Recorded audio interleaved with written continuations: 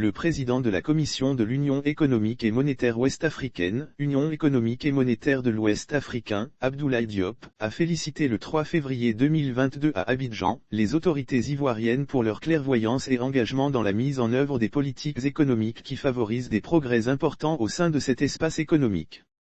C'était lors d'une restitution au Premier ministre ivoirien, Patrick Achi, des travaux de la 7e revue annuelle des réformes, politiques, programmes et projets communautaires de l'institution. Sur 116 réformes et politiques qui ont été évaluées en 2021, la revue a révélé un taux moyen de mise en œuvre de 82,6%, contre 82,1% en 2020.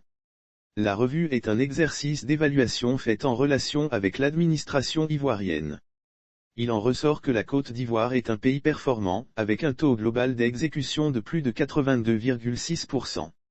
Ce qui rend ces résultats plus importants, c'est qu'ils ont été obtenus dans des domaines clés de l'intégration, notamment la gouvernance économique et la convergence, a déclaré Abdoulaye Diop. Le président de la Commission de l'Union économique et monétaire de l'Ouest africain a indiqué que son institution attend des efforts supplémentaires relatifs à la libre circulation des personnes, au droit d'établissement de certaines professions libérales, etc. Pour les secteurs comme les transports, la santé et l'enseignement supérieur, Abdoulaye Diop s'est réjoui des engagements forts qui ont été pris pour l'atteinte des objectifs fixés pour la prochaine revue. En réponse, Patrick Achi a assuré que le gouvernement a pris bonne note des conclusions et recommandations.